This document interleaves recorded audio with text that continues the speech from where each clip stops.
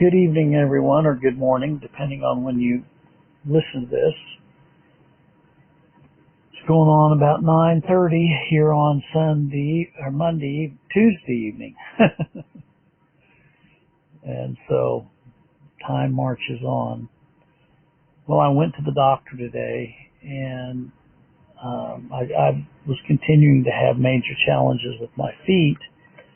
And they did all kind of blood work today, and I should be getting the results back from that here in a couple 3 days. But they did give me a shot for my pain, and it really seemed to help a lot. So I'm not in the kind of pain I was in before I went in. So I'm thankful for that. I wanted to just say that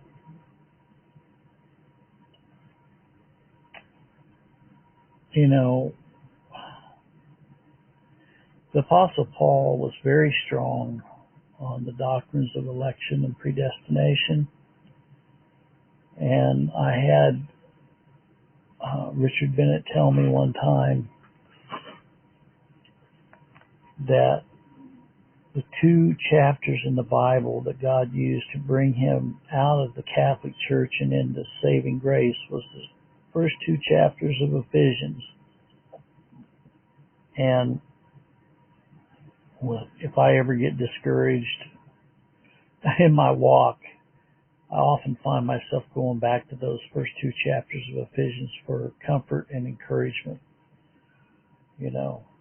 One of the favorite verses in there is that he's predestinated us unto adoption. And then one of the other ones is verse 11 of chapter 1, which says that he works all things after the counsel of his own will. That's it pretty much covers it all, doesn't it? That pretty much covers the fact that there are no maverick molecules. Paul was strong in his stand against Judaizers, and those who were touting a works doctrine. He withstood Peter to his face on the issue. And, oftentimes we find ourselves thinking about what's going on in our culture, and we see the total debauchery going on, total immorality, everything. But we have to remind ourselves that God has told us in His Word that these things are going to happen before He comes back. And Mark and I read this morning in the 13th chapter of Mark some of those things that Christ relayed. He also relayed it in the 24th chapter of Mark. And then tomorrow morning, I think I'm going to have Mark read the corresponding chapter in Luke that recounts the same events. It's interesting that the book of John doesn't have the same rendition of Christ's answer to the disciples about what would be the sign of His coming. But John did give us a complete narrative of that in the book of Revelation. I mean, you can start in the 13th chapter of Revelation and go all the way to the 22nd chapter, the last chapter in Revelation, and see a large account of what's happening in the last day, very final days, up until Christ's return and the Jerusalem coming down out of God, out of heaven.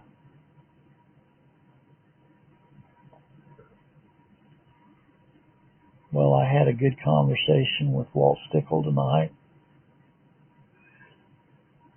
A rather lengthy marathon conversation. But I always enjoy talking to Brother Walt, He has a very interesting history. and how the good Lord brought him to faith.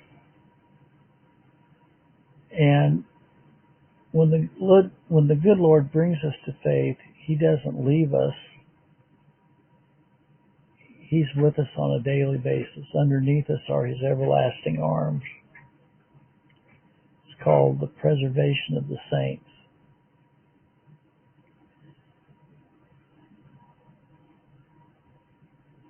And so anyway, I want to just encourage everybody to realize that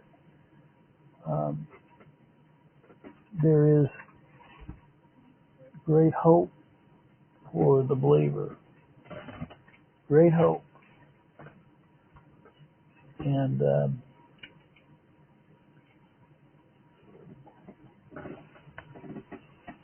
sometimes we get discouraged. We think our life in vain.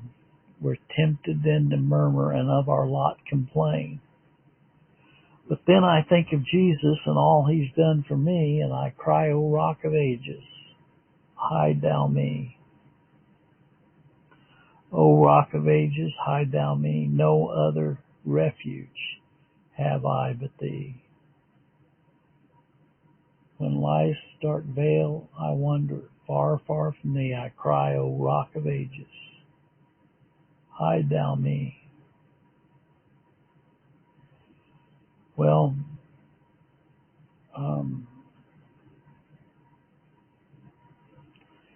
whenever a person goes through a major battle, whether it be a physical battle, whether it be a spiritual or mental battle, whatever it is, whenever the Lord delivers us, we're always thankful and grateful for the deliverance. I'm thankful for the deliverance from the physical battle that I was going through because of the physical pain associated with it. You know, I feel like I've been given a respite.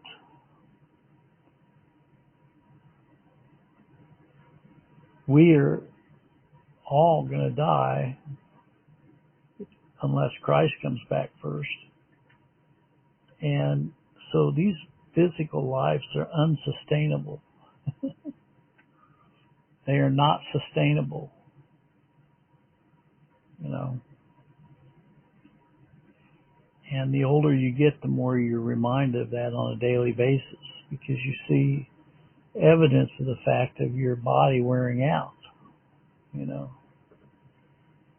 But the good news is the hope that we have when we're going to get a new body. I'm going to get a new body someday that I'll no longer have arthritis. I'll never have problems with my hip. I'll no longer have any problems with my feet. I'll never have any, you know, I don't know, you know, what these glorified bodies are going to look like. You know, I mean, I've lost almost all my hair. I'm not sure though. I don't think I'm going to be bald in heaven. I'm not sure what kind of head of hair I'll have. Okay. You know, I won't have to worry about continually watching my diet in heaven. I think we're going to eat in heaven. I think because just think of the joys of eating, you know. And I think the Bible even talks about there being 12 manner of fruits or something in heaven. I'm not sure how all that works, but, you know, I think we're going to have a lot of joys in heaven that we don't have down here to look forward to, you know. And the fact is, like we said this morning, of all the things that won't be in heaven, I'm going to be doing a message sometime of all the things that are going to be in heaven. We know there's going to be great music. We're going to get to hear the angels sing. Well, I hope you all have a good week. remainder of this week, and we have our fellowship call tomorrow night at 6 o'clock Central. If anybody wants to join us, feel free to go to LarryWPhillips.com, go to our contact section, and let me know that you'd like the link for the call. God bless.